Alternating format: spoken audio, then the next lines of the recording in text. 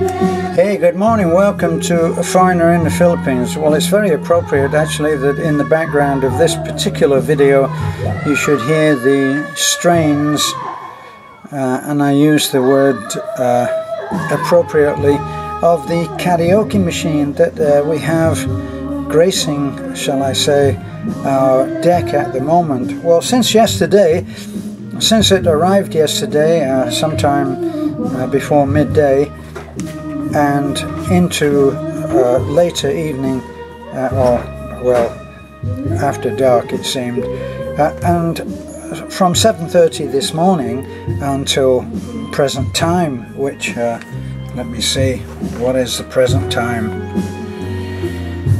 Well, with a wearying voice I say that it's 10:20 and it's still going strong. Now let me explain why it would seem that me as a former professional musician would be in pain.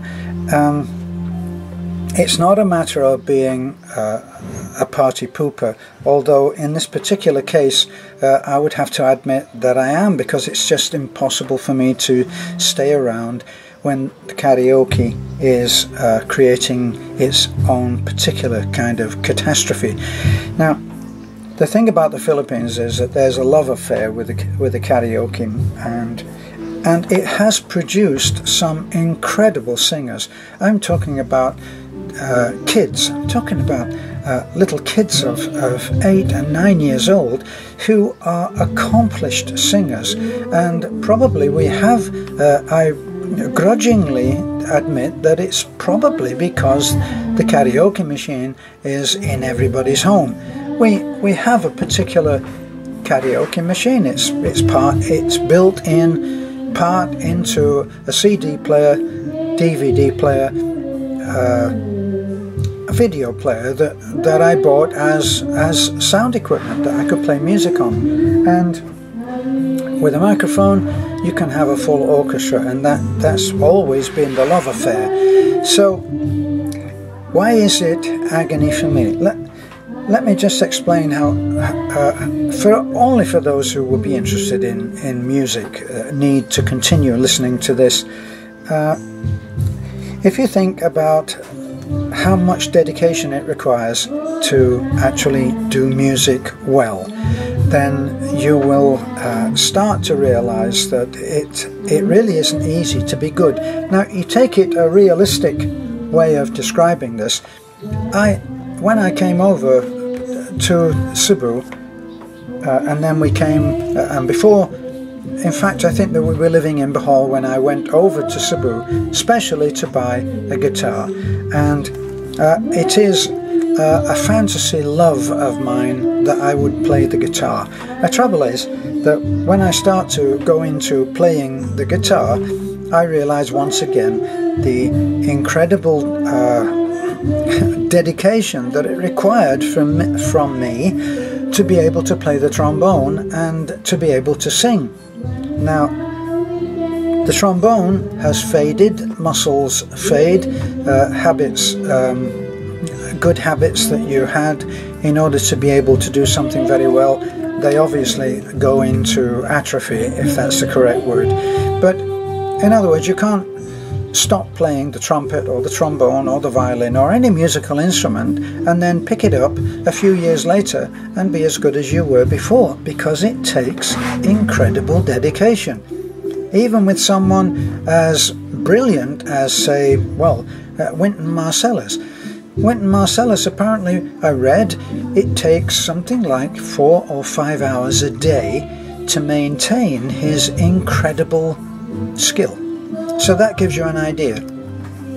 Now, when it comes to singing, pretty well everybody can sing, but to sing to professional standards is totally another thing. I'm going to write a name down here before I forget it. So I wrote down some singers that their tuning is incredible. Now, what do you know about tuning? Well, everybody knows that phrase, oh yeah, she sings out of tune. But how does anybody learn to sing in tune? It takes a lot of ear training to be able to do that. Now, why would you have to? I mean, for instance, if you're in a band, can anybody tell that you're singing, well, they can tell that you're singing out of tune because you're out front and you're the solo voice. But other than that, can they really tell? Well, if you're a professional musician, you will have spent many, many dedicated hours, up to, when I was in the army, playing up to 10 hours a day. And all the time you would be super critical of how good your progress was. You'd be playing more and more and more difficult exercises that would be written in a book called a tutor. And that tutor is a gradient from 0 to totally professional. If you were to follow every page and do it religiously. And as I've said before, my old professor of trombone told me that in order to know that you can really play something and have really learned the lesson of that particular exercise, you must be able to play it perfectly 6 times. Perfection every time, not a single blemish. If there was a single blemish, you start again at 1 and you play 1, 2, 3, a blemish, go back to 1, 2, 3, hopefully to 4, a blemish, back to 1, 1, 2, and so on. And how do you know that you are doing it wrong? Well, the usual way is to take lessons when you're playing an instrument. You would take lessons and you would listen to the very critical eye of your professor. Now, talking about how you actually know that you're singing in tune, playing in tune. Everybody has an innate, well, not everybody, as you can hear on various karaoke machines that you may be subject to, that may be the victim of. You can't hear because everybody has a level of recognition which is regarded as pitch, your level of pitch. Now, there is a thing which is the actual peak of perfection, and that is perfect pitch. Now, that is a person that if you were to, like when Beth was playing, when she was playing the harmonica, a person with perfect pitch would say that's the note C. And if you went to a piano that was perfectly in tune and played the note C, you would find that he was correct because he has perfect pitch. Now, a few people have perfect pitch. It's not a common thing. It doesn't only mean people who are musicians. You can have perfect pitch and not be a musician, and actually maybe not even know that you have perfect pitch. So I don't have perfect pitch. I have what's called relative pitch, and relative pitch is that given the starting note, you are able to then sing in that key in tune, and probably using the tonic solfa method, you will be able to write the notes down as well. So, who are the people who probably have perfect pitch? I would say that Barbra Streisand probably has perfect pitch, because her pitch is so absolutely spot on. It's just the ultimate in pure expression when she sings. Whether you like her singing or not is not the issue here. Mel Torme, who, because he wasn't as cute looking as Frank Sinatra, he didn't have the worldwide recognition to quite the same degree as Sinatra, but he had perfect pitch, and for my money was 10 times the singer that Mel Torme was.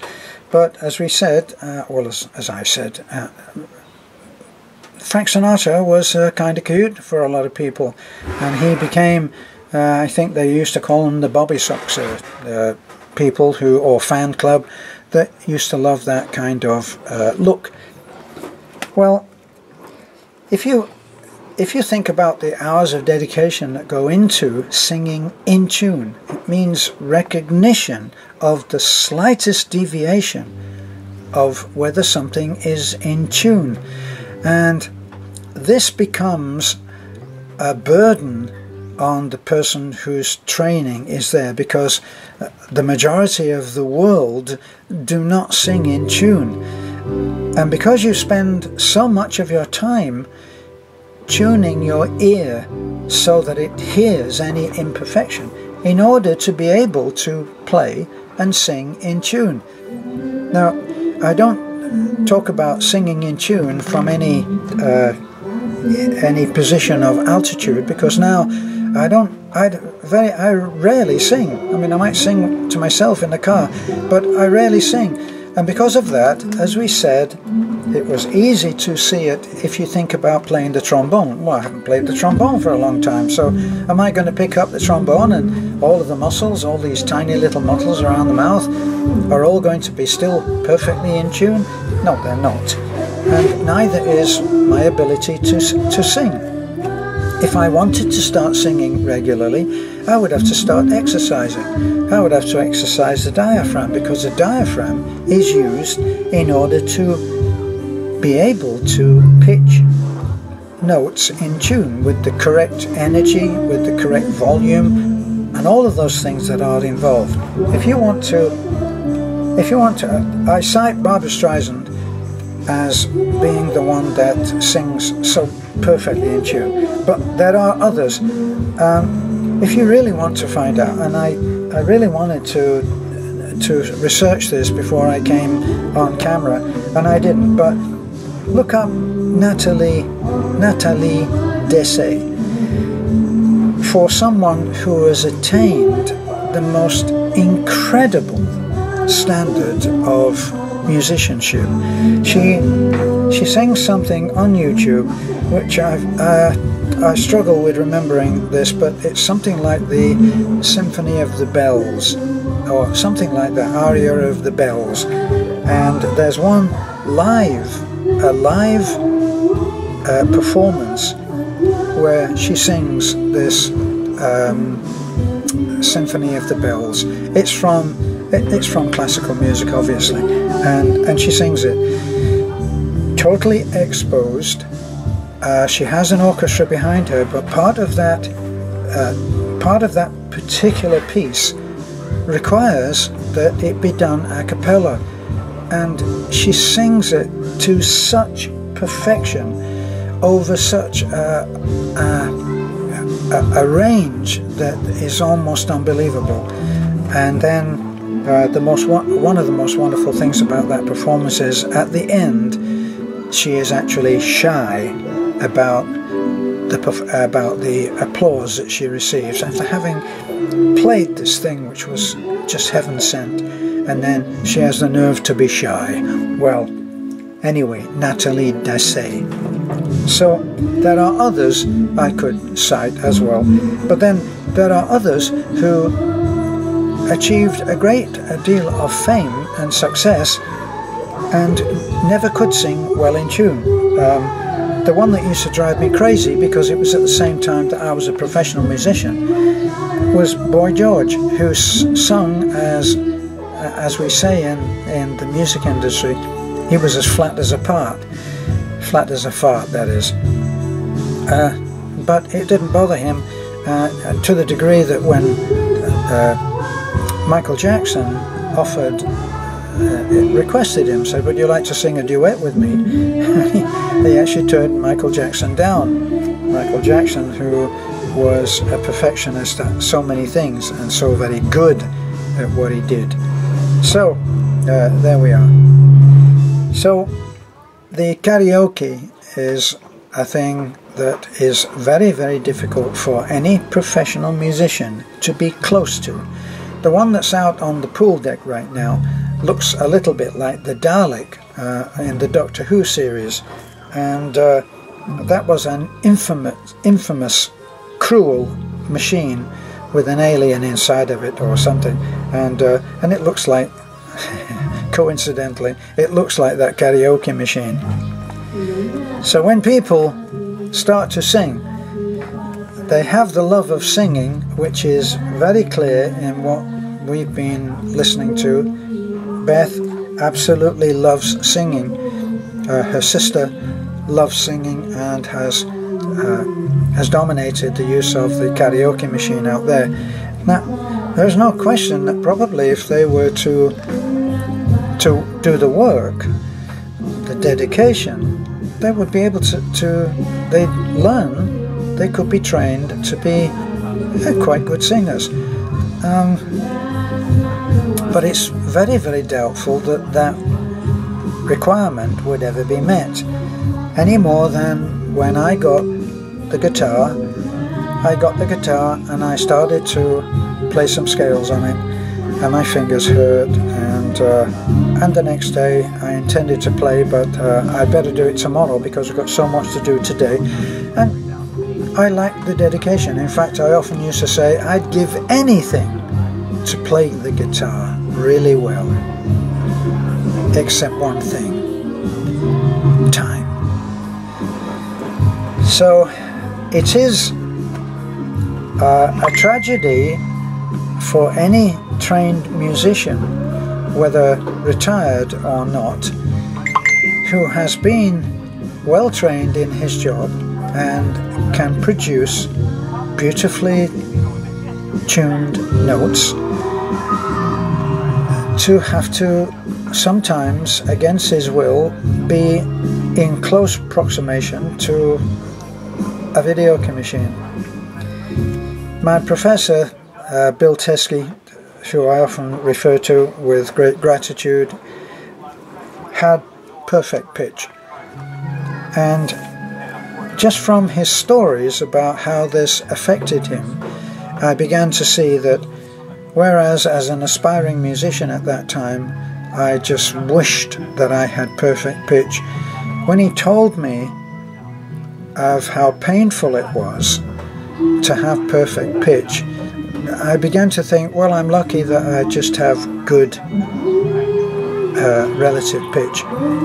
If my professor was listening to the radio and it was a record playing session that was being played and broadcast, he would listen to it, and he would listen to entire classical pieces played on record, and he would be able to tell.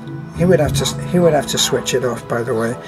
He would be able to tell if the turntable was slightly slow, because everything would be a little flat. Now, for me, with relative pitch, that wouldn't affect me, because I wasn't held to this ultimate finite number of vibrations per second for it to be in concert pitch.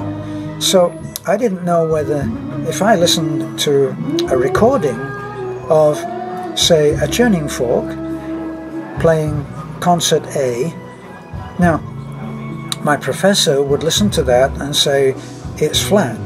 Well, of course, a tuning fork is not flat. A tuning fork is what it is. It's machine made. It produces so many vibrations per second, 400 and something for a concert A, I believe. My memory serves me right. And that's it. It's finite. It can't be flat. It's a defective tuning fork. If it's not, it would never be sold. So a tuning fork is a tuning fork, but a recording of a tuning fork is another thing. He could tell if the recording was being played on a turntable that was either going too fast or going too slow. And I'm talking about very tiny little bits like this. And he would be able to tell, and it would be unpleasant for him. There are certain defects in instruments. On the trombone, the note D, the note of D in the first position is normally, because of a defect in the design of a trombone, it is slightly flat. So you would play that note in fourth position whenever you could possibly do that. So my teacher, if I tried to get away with playing the D in the first position when I could have played it in fourth in tune, she would immediately go, play the D in fourth, and it would hurt. Now even with only mere, if you're listening to this in the background now,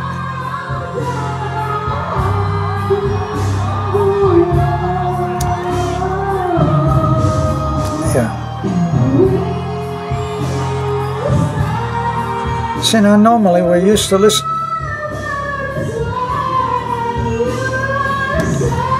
We're used to listening to this by Celine Dion, who just happens to be an awesome singer. Trust me on that. If you don't like her, that's one thing, but what a singer.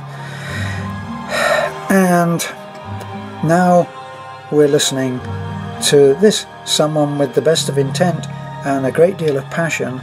Well, you have to have a great deal of passion if you've been already up since 7:30 this morning, and it's what time?